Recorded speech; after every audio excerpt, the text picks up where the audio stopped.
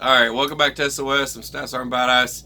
And today I'm testing out these Midland radios that I've got. And these are just simple walkie-talkies. We're going to test the range because we got called out a couple of times about, hey, your go for liftoff. Alright, so I'm going to start at mile 42. Mile 42. Just let me know your mileage as you get further out and we start talking. Are we live? Yes, we are live right now. Well, I better keep it clean then. Alright, let me pull you over here. A cat choking noise. If you hear cat noises, it's probably from a cat being stuck in the engine. It's perfectly normal. Okay, because I think there's a couple of cats stuck in the engine. So then that means that feral cat army has attacked the engine. Gotta worry about clogs or hairballs or anything. I have a pressure washer. We're good to go. Okay, well, I'll just try to not drive over this cliff here. Don't drive over the cliff. Just pay attention. All right, so what we're doing, There's a lot of squirrels out tonight. I think they're gathering their nuts before the snowfall comes tonight. Yeah, it looks like it's gonna snow. So this is the X Talker. A little way from the mailman. Hello, mailman. This is the T60 series, and this is the X Talker. That's what it is. It's two-way radios, and we want to see. Too quiet out here in these parts. I'm still picking you up. I don't know how far out you are. I've hit 1 mile. Okay, so we're at 1 mile. Roger. All right, so we're. Cats stopped howling, and I hit a couple little bumps, but no chunks of meat went flying out.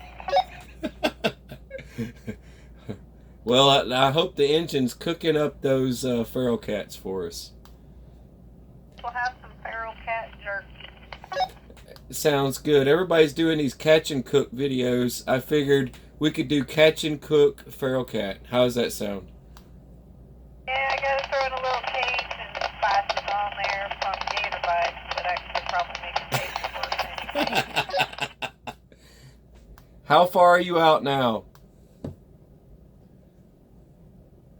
Are you there?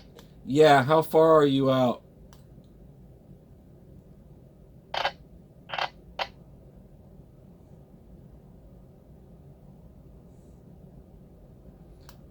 Sippy, come in, Sippy.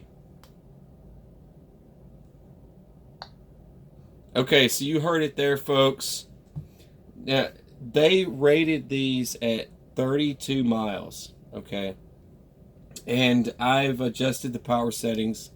I just want to show people, we did get called out on this because they said they are not that great. And I'll go ahead and leave it on just in case. But I think we've debunked it. The power settings were modified.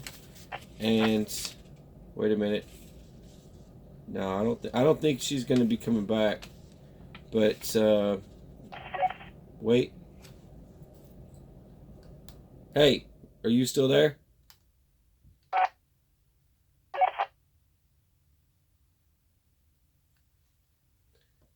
Sippy, come in, Sippy. I hear something. You there? Oh, wait a minute. Wait a minute. I thought we lost you. Just gotta click. That's for me. Just stay put for a second and see if it transmits. I'm here at 3 miles. We are at 3 miles.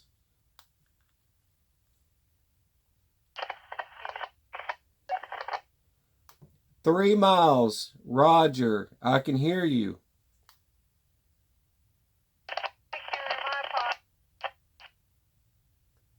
Okay, so we're at 3 miles now. Pretty suspenseful. I thought this thing was going to die out at that mile, and I think I can still hear you.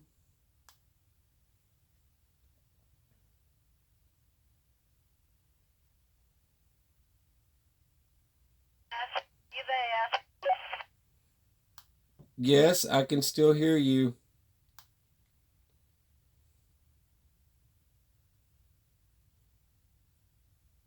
Now, what I was reading was it had to 3 be. miles is the cutoff. No, 3 miles isn't the cutoff. I think you're on a straight plane to me, and I'm not picking up to you because of the hills in the area. You have to be on a straight plane with a lot of these things. When they do field tests, Now,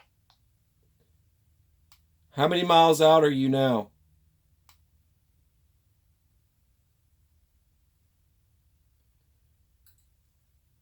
I say again, how many miles out are you now?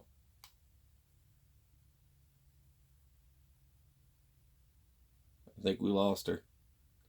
I don't think she's reading me, but I'm reading her just fine. And we, okay, I'm going to go ahead and say now 32 miles isn't possible unless you're on a complete straight plane. You need to be on a straight plane. And that goes with all the other radios out there that jump around. These are handheld devices that work much better on a straight plane. Something like a two-way radio, which is getting blurry again, something like a two-way radio gets much better reception on a straight plane. You can get further range from a straight plane, not hills. I can still hear you. How many miles are you? stop at 3, but I cannot hear you. You can't hear me? I hear you now. Oh wait, you can hear me now. Where are you now? How many miles out? Cutting in and out at some points. It's not a very clear, precise. Okay, just give me a mileage. Tell me the mileage that you're at now. I'm at my destination, so I'm not going more than 3 miles right now. Okay, so you're probably about 4 miles. Okay, Sippy cup, over and out. Raj, over and out. All right, so uh, if you're on a straight plane with these radios, they will work great. In the bush, thick hills and things like that, they are not going to perform as well. You can see right now we've tested this. She's at least 4 miles away from me right now. So at 4 miles away, I can still hear her transmitting to me, but she can't hear me because we live in a mountainous territory. So this little area that we live in, it's very difficult once you get once there's a mountain between us, there's no conversation anymore. And not just with that, with the trees and everything else. So you got to calculate all that stuff into the factor of doing this stuff.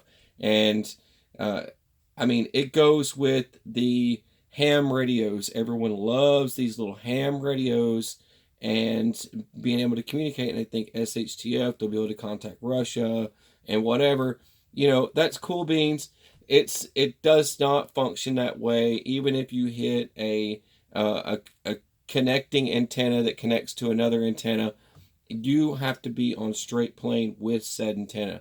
It's just the way it works. There's no way around it. That's why a lot of us we lift antennas into trees. We have techniques for that. And I've shown you in the previous video I did for the bug out bag that I'm building right now, where I have an antenna that's used. It's just called a Slim Jim that I use for trees that hoist into a tree so I can get a better signal from far away. And there's no magic bean out there to build the beanstalk like everybody assumes when it comes to there's no magic trick to doing this stuff. This is simple. Power is if you do if you jolt down into the channels in certain channel areas because you have to follow FCC guidelines when you do the power bump. This won't allow you to power bump in certain channel areas.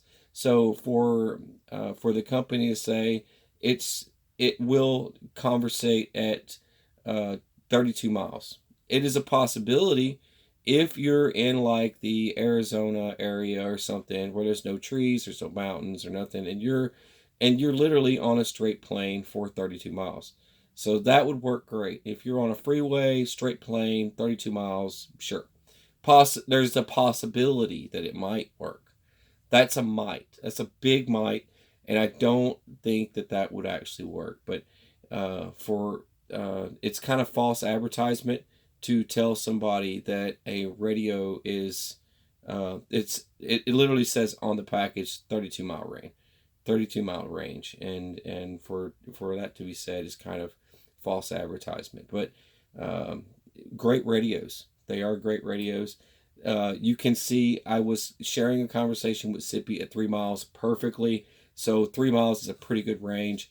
That's pretty far out. And if I'm hiking around in the woods and I want to have a conversation with somebody, I know that in 3 miles I'm good. So that's good to know. Or at least 2 miles. Let's just say 2 miles range, which is standard for most two-way radios to begin with. So let's not get sassy. Let's not, putting syrup on poop don't make it pancakes. So I don't want to jazz it up for you there, Billy. But I do want to tell you that I would keep in mind that 2 miles is about average for any small two-way radio. So that being said. All right, you're watching SOS. I'm Stas Badass. This was the X Talker. So the X Talker, you put X on anything, it's supposed to be cool. I think that's the new going thing nowadays with firearms and everything else. Everybody's got to slap an X on something to make it seem cooler than what it really is. But everybody knows that's just an 80s thing and it's dead. So slapping X on something doesn't make it cooler. The X factor, right? It's just another way for some fool to make some money. All right. Anyway, but that was your X Talker.